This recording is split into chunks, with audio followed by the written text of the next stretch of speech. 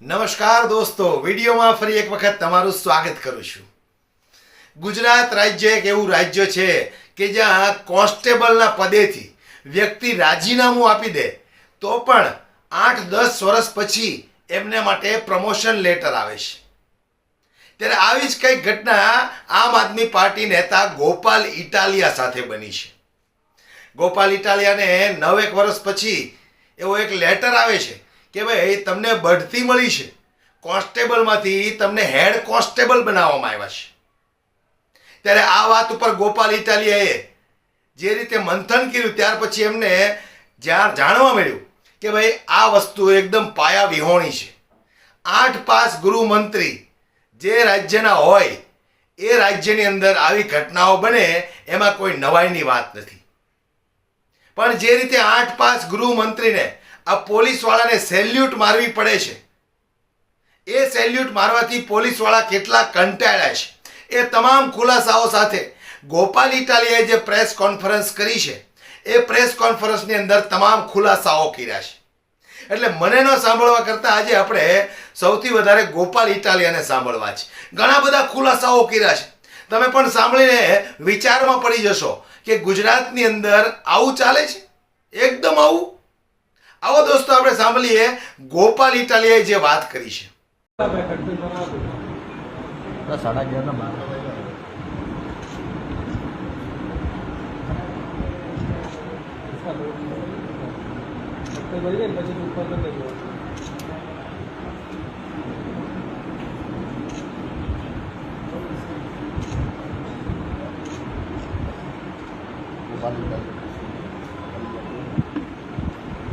આગળનો જેમ કહો ને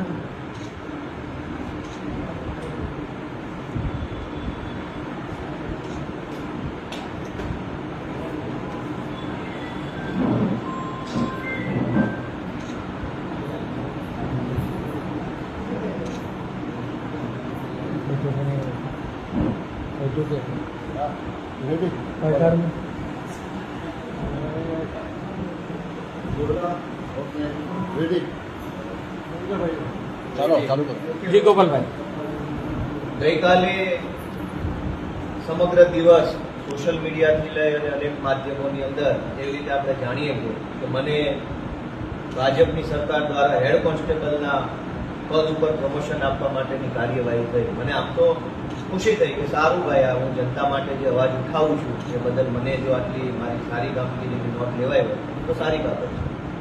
પણ આ આખી ઘટના સોશિયલ મીડિયામાં ચાલી કે ગોપાલ ઇટાલિયાને હેડ કોન્સ્ટેબલનું પ્રમોશન મળ્યું છે, એના પછી અમદાવાદ શહેર પોલીસનો એક ખુલાસો આવ્યો પ્રેસ નોટ.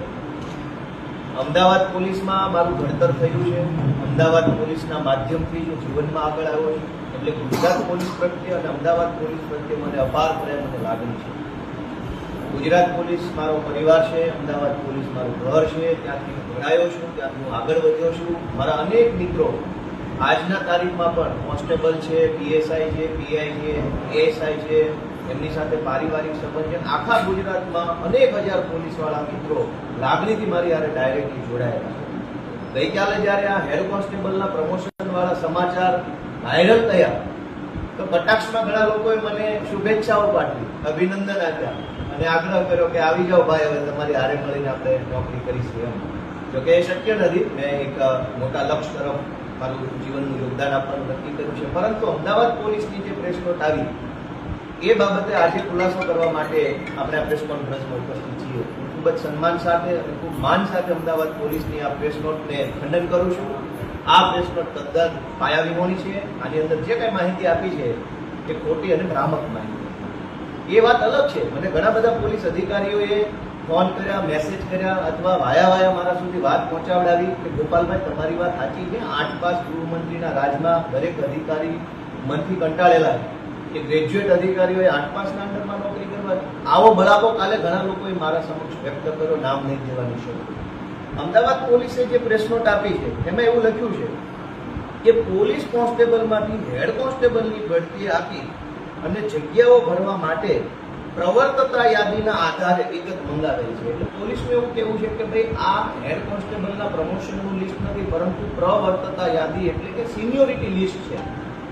મારું એમ કહેવાનું છે કે હું પોલીસ ખાતામાં છેલ્લા 10 વર્ષથી છું જ નહીં, તો મારી વિગત શું કામ મંગાવો છો ભાઈ? જે છે એની મંગાવો ને. પ્રવર્તતા યાદી હોય તો પણ મારું નામ એમાં ન હોવું જોઈએ. પ્રમોશનનું લિસ્ટ હોય તો પણ મારું નામ એમાં, ટૂંકમાં મારું નામ હોવું જ ન જોઈએ પહેલા પ્રથમ. પરંતુ આગળ વાંચીએ પોલીસની પ્રેસ નોટ કે આ 887 કર્મચારી વિરુદ્ધમાં કોઈ ખાતાની તપાસ, ફોજદારી કે એસીબી ચાલુ છે કે કેમ એની માહિતી મંગાવે છે. હવે હું જ્યારે નોકરીમાં જ નથી તો મારા વિરુદ્ધ શું ખાતાની તપાસ હોય અને શું ફોજદારી, શું એસીબી? મારા વિરુદ્ધ 25 FIR છે, નો મંગાવો માહિતી. એસીબી તો છે નહીં. તો આ એક ખોટી વાત છે. હું હમણાં તમને એક બહુ અત્યંત ગંભીર કૌભાંડ તરફ ધ્યાન દઉં છું. હવે એમાં એવું કહે છે કે શ્રી ગોપાલ ઇટાલિયા સને 2012માં પોલીસ ખાતામાં હાજર થયેલ હોય તેથી તેમનું નામ યાદીમાં છે, પરંતુ તેમના નામની સામે કોઈ પોલીસ સ્ટેશન દર્શાવવામાં આવેલ નથી. એટલે મારું નામ લખ્યું છે ત્યાં સામે ખાનું ખાલી છે એવો ખુલાસો કરે છે અમદાવાદ શહેર પોલીસ. મને જાણવા મળ્યું અમદાવાદ પોલીસ તરફથી કે આખા લિસ્ટમાં ખાલી ગોપાલ ઇટાલિયાના નામની સામે ખાનું ખાલી છે એવું નથી, અનેક નામની સામે ખાનું ખાલી છે. તો જેના જેના નામની સામે ખાનું ખાલી છે એ ખાલી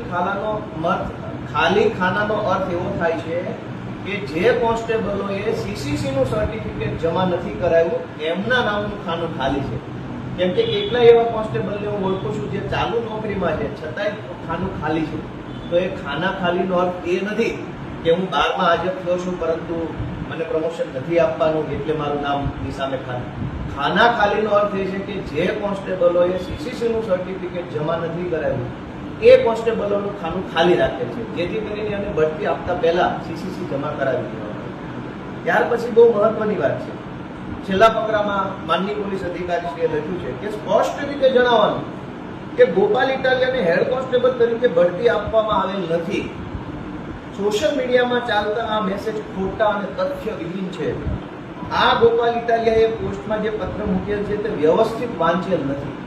મારું એવું જ માનવું છે કે અમદાવાદ શહેર પોલીસના અધિકારીએ પત્ર વ્યવસ્થિત વાંચેલ નથી. હું એ જ કહું છું જે એ કહે છે. અમારા બંનેનું કહેવાનું એક જ છે કે એણે પત્ર વ્યવસ્થિત વાંચેલ નથી. મને ગોપાલ ઇટાલિયાને હેડ કોન્સ્ટેબલ તરીકે બઢતી આપવામાં આવેલ નથી. એના કરતાં પણ ગંભીર સવાલ એ છે કે ગોપાલ ઇટાલિયા રાજીનામું જ્યારે આપ્યું ત્યારે પોલીસ કોન્સ્ટેબલ એટલે કે પોલીસ લોકરક્ષક તરીકે ફરજ બજાવતા હતા. એટલે કે 5 વર્ષના ફિક્સ પગારના પ્રોબેશનમાં હું નોકરી કરતો હતો. જો હું 5 વર્ષની નોકરી પૂરી કરું તો 5 વર્ષના અંતે મને રેગ્યુલર પે સ્કેલ એટલે કે કાયમી નોકરી એટલે કે કોન્સ્ટેબલ તરીકેની મને ડ્યુટી સોંપવામાં આવે. હું જ્યારે રિટાયર્ડ થયો મેં રાજીનામું આપ્યું ત્યારે હું કાયમી નોકરીના કોન્સ્ટેબલ તરીકે ફરજ નહોતો બજાવતો, પરંતુ 5 વર્ષના ફિક્સ પગારના કર્મચારી તરીકે નોકરી કરતો હતો. મેં 5 વર્ષ પૂરા કર્યા જ નથી પોલીસ ખાતામાં, એટલે મને કાયમી કર્મચારી તરીકે કોન્સ્ટેબલનો ક્યારેય પણ ડ્યુટી મળી જ નથી. જો હું કોન્સ્ટેબલ જ જીવનમાં કાયમી નથી બન્યો તો પછી કોન્સ્ટેબલમાંથી હેડ કોન્સ્ટેબલ શું કામ બનાવે છે? તો સૌથી ગંભીર ભૂલ એ છે કે હું ક્યારેય 5 વર્ષના ફિક્સ પગાર પૂરો કરીને કાયમી પગારના કોન્સ્ટેબલ તરીકે નિમણૂક પામ્યો નથી. તો આ કાયમી પગારના કોન્સ્ટેબલની લિસ્ટમાં મારું નામ શું કામ આવ્યું? હું હેડ કોન્સ્ટેબલ બન્યો ના બન્યો છોડી દો, પણ મને કાયમી પગારનો કોન્સ્ટેબલે બનાવી દીધો. મેં 2015માં રાજીનામું આપ્યું છે. મારી સાથેના તમામ લોકરક્ષકો 5 વર્ષના ફિક્સ પગારવાળા લોકરક્ષકો છે એને 2017માં કાયમી પગારના કોન્સ્ટેબલ બનાવવામાં આવ્યા. તો 2017માં હું નોકરીમાં જ નહોતો, છતાંય મારું નામ કાયમી પગારના કોન્સ્ટેબલોના લિસ્ટમાં કેવી રીતે આવ્યું? હવે સૌથી મહત્વની અને ગંભીર બાબત પ્રત્યે ધ્યાન દો કે ગોપાલ ઇટાલિયાનું નામ આવી ગયું, રાજકારણ થઈ ગયું, 8 પાસ ગૃહમંત્રી, એ બધા સવાલો છોડી દઈએ, કઈ વાંધો નહીં. આ આખા લિસ્ટને મેં ગઈકાલે ધ્યાનથી વાંચ્યું અને મારા કેટલાક પોલીસવાળા મિત્રો અધિકારીઓના સામેથી ફોન આવ્યા, મેં ફોન કર્યા તો મને એવું જાણવા મળ્યું કે આની અંદર ખાલી મારું એટલું નહીં, અનેક એવા નામ છે કે જે લોકો હાલમાં પોલીસ ખાતામાં નોકરી કરતા જ નથી. 4-5 વ્યક્તિ એવા નામ છે કે જે હાલમાં પોલીસ ખાતામાં તો છે પણ કોન્સ્ટેબલ નથી, પીએસઆઈ છે, પીઆઈ છે અથવા એએસઆઈ છે. જે માણસે કોન્સ્ટેબલમાંથી રાજીનામું મૂકી એએસઆઈની કે પીએસઆઈની ભરતીમાં પાસ થઈ અને અમદાવાદ સિવાયના જિલ્લામાં પીએસઆઈ બની ગયા છે, એનું નામ અમદાવાદના કોન્સ્ટેબલના લિસ્ટમાં કેવી રીતે આવ્યું?